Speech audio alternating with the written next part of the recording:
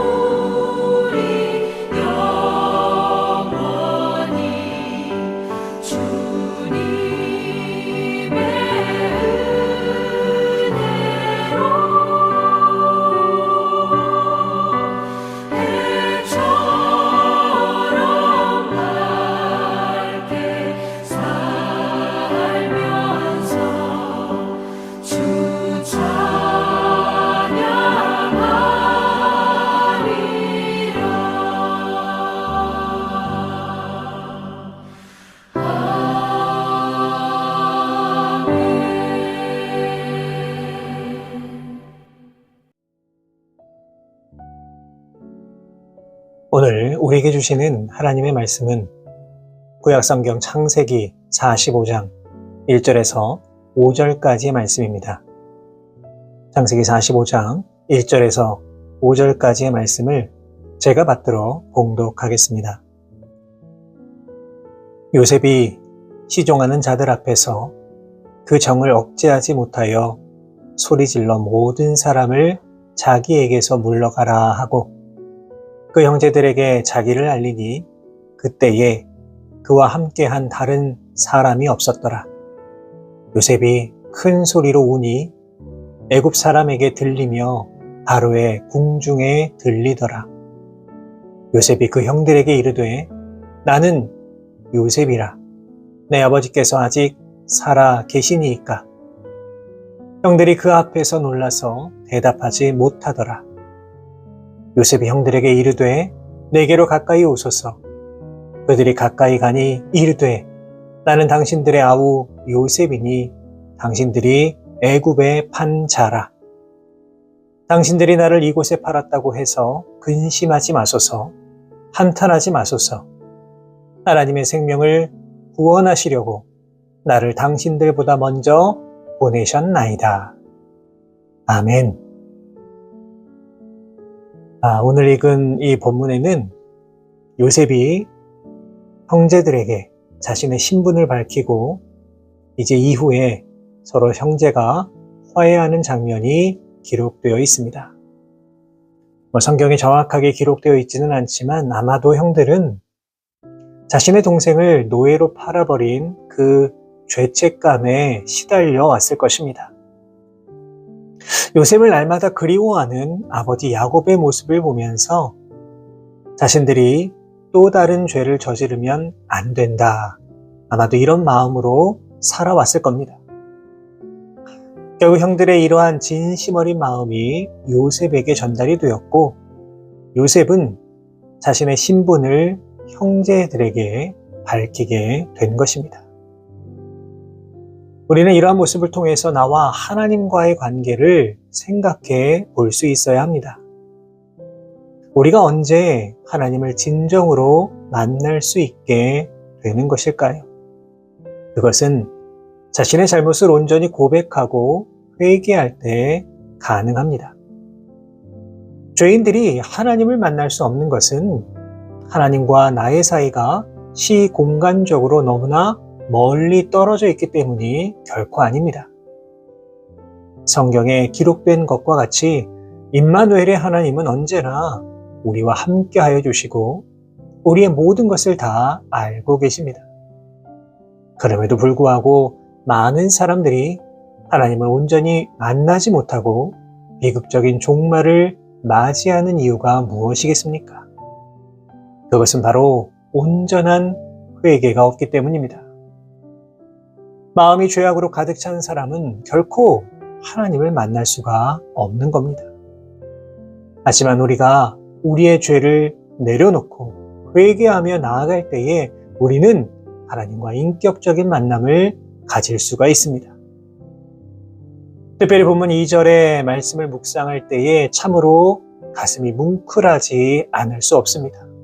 2절의 말씀을 보시면 요셉이 큰 소리로 우니 애굽 사람에게 들리며 바로의 궁중에 들리더라 이렇게 기록이 되어 있습니다. 이 부분을 예전 한글 성경으로 읽으면 요셉이 방성대곡하였다 이렇게 기록되어 있습니다. 방성대곡이라고 하는 말은 목 놓아 크게 운다 이러한 의미입니다.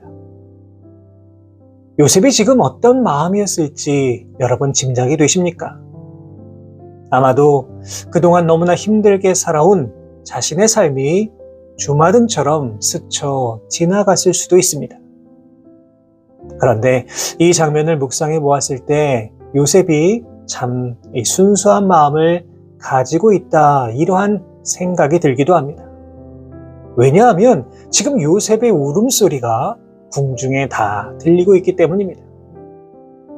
요셉은 자신의 신분, 지위, 체면 따위는 전혀 생각하지 아니하고 자신의 모든 감정을 다 쏟아내며 통곡하고 있습니다.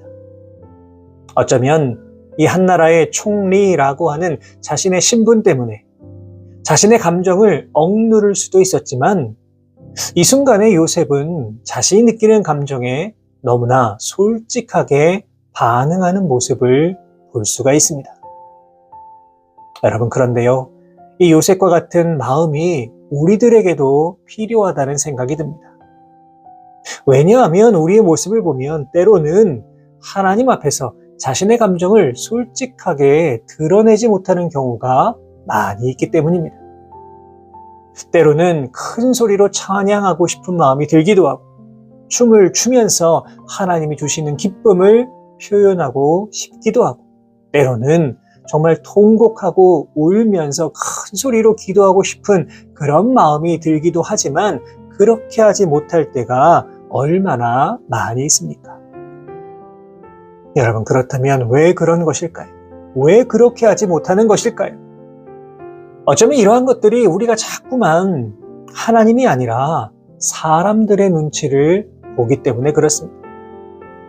나와 하나님과의 관계를 먼저 생각해야 하는데 다른 사람의 시선을 먼저 인식하기 때문에 우리의 신앙이 소극적으로 변할 때도 많이 있습니다. 우리가 하나님 앞에서는요, 마치 어린아이와 같아야 합니다. 어린 자녀들이 부모와 함께 있을 때는요, 전혀 눈치 보지 않습니다.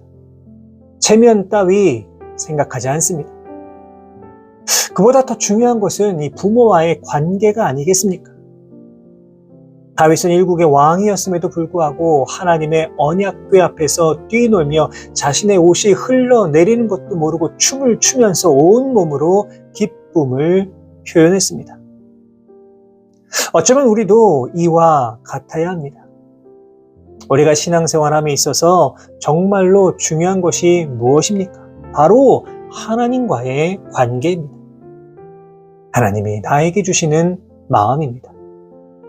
바라기는 여러분, 오늘 하루 이 땅을 살아가실 때에 나와 하나님과의 관계를 깊이 묵상해 보시기 바랍니다.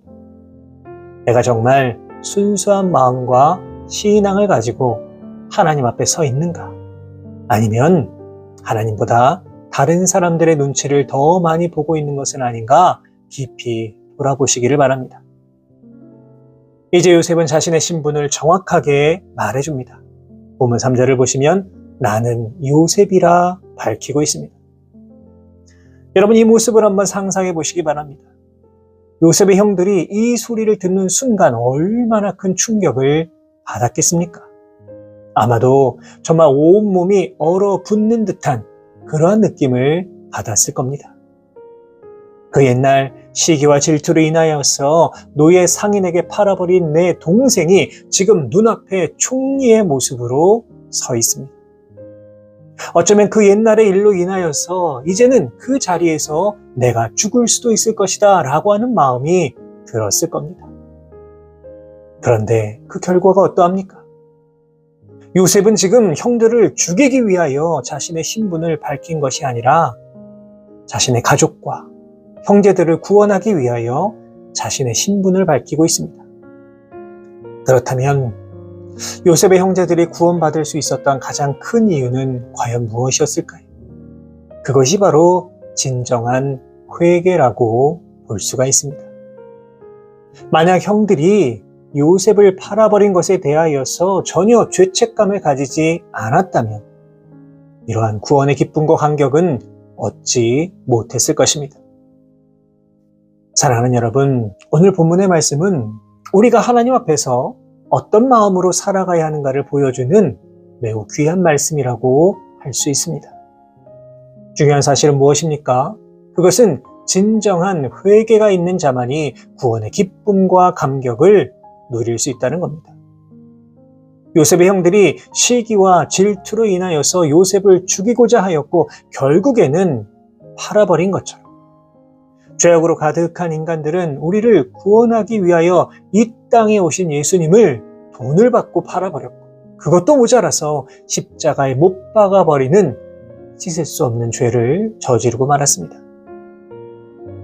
그러나 분명한 사실은 요셉이 형들 앞에 다시 나타났던 것처럼 부활하신 주님께서는 반드시 하늘 권세를 가지고 우리 앞에 다시 오실 것입니다. 그런데 이때에 예수님을 만나는 사람은 어떤 사람일까요? 당연히 자신의 죄를 온전히 회개한 자들입니다. 자신의 잘못을 뉘우치고 회개한 자들은 온전히 주님을 맞이하는 구원의 기쁨과 감격을 누리게 될 것입니다. 하지만 끝까지 회개하지 않는 자들은 두려움으로 주님을 마주대할 수밖에는 없습니다. 사랑하는 여러분, 그렇다면 우리들의 모습은 어떠합니까? 바라기는 진정한 회개를 통하여서 기쁨으로 주님 앞에 설 수 있는 우리 모든 성도 여러분 되시기를 주님의 이름으로 부탁을 드립니다. 마지막으로 본문 5절의 말씀입니다. 당신들이 나를 이곳에 팔았다고 해서 근심하지 마소서, 한탄하지 마소서. 하나님이 생명을 구원하시려고 나를 당신들보다 먼저 보내셨나이다. 여러분, 바로 이것이 지금 요셉의 마음입니다. 물론 요셉은 형들로 인하여서 온갖 고난과 시련을 당해야만 했습니다. 그러나 요셉은 이 모든 일들이 바로 이 때를 위한 하나님의 주권적 섭리로 그 결과로 보고 있습니다. 그렇습니다. 형들의 행위는 비록 악한 것이었지만 요셉은 그 모든 행위 너머에 있는 하나님의 주권적인 손길을 바라보고 있습니다. 그렇기 때문에 형들에 대한 인간적인 원망과 서운함은 내려놓고 오히려 형들을 이렇게 진심으로 용서할 수 있었던 것입니다. 이처럼 매사에 하나님의 주권과 섭리를 인정하는 것 너무나 중요한 일입니다. 예수님께서는 마태복음 5장 44절 말씀을 통해 나는 너희에게 이르노니 너희 원수를 사랑하며 너희를 핍박하는 자를 위하여 기도하라 말씀해 주셨습니다. 여러분, 어떻게 원수를 사랑할 수 있겠습니까? 어떻게 나를 핍박하는 자를 위하여 기도할 수가 있겠습니까? 그것이 바로 하나님의 주권을 인정해야만 가능한 일입니다. 눈앞의 현실만 바라보고 자신의 생각만을 의지하는 사람은 결코 하나님의 주권을 인정할 수가 없습니다. 오늘도 우리는 하나님이 허락한 소중한 하루를 살아가고 있습니다. 여러분, 이것은 당연한 것이 아니라 하나님의 주권적 역사이며 우리를 향한 하나님의 놀라운 섭리입니다. 바라기는 오늘 하루 이 땅을 살아가실 때에 나를 향한 하나님의 그 놀라운 주권적 은혜를 기억하시고 우리의 죄를 겸손히 주님 앞에 다 고백하심으로 말미암아 이 구원의 기쁨과 감격을 온전히 누리며 살아가실 수 있는 모든 성도 여러분 되시기를 주님의 이름으로 축원합니다. 기도하겠습니다. 하나님, 감사합니다. 오늘도 귀한 하루 허락하여 주시고 주님 허락하신 생명으로 이 땅을 살아갈 수 있도록 인도하여 주신 은혜에 감사를 드립니다. 모든 것이 하나님의 은혜임을 기억하며 살아가게 하여 주시고 우리가 어디에 있든지 무엇을 하든지 오직 주의 영광을 위해 살아갈 수 있는 우리 모두가 되게 하여 주옵소서. 주신 말씀을 기억하며 나아갑니다. 요셉의 형들이 진정한 회개를 통해 구원의 감격을 누린 것처럼 우리도 우리의 죄를 기억하고 회개할 수 있는 용기와 믿음 더하여 주셔서 이 땅에 다시 오실 주님을 기쁨으로 맞이할 수 있는 참으로 복된 인생들 되게 하여 주옵소서. 무엇보다 나를 향한 하나님의 주권적인 역사를 기억하게 하여 주시고 더욱 주님 앞에서 겸손하고 정직한 모습으로 살아갈 수 있는 우리 모두가 되게 하여 주옵소서. 모든 것 주님 앞에 감사드리며 예수 그리스도의 이름으로 기도하옵나이다. 아멘.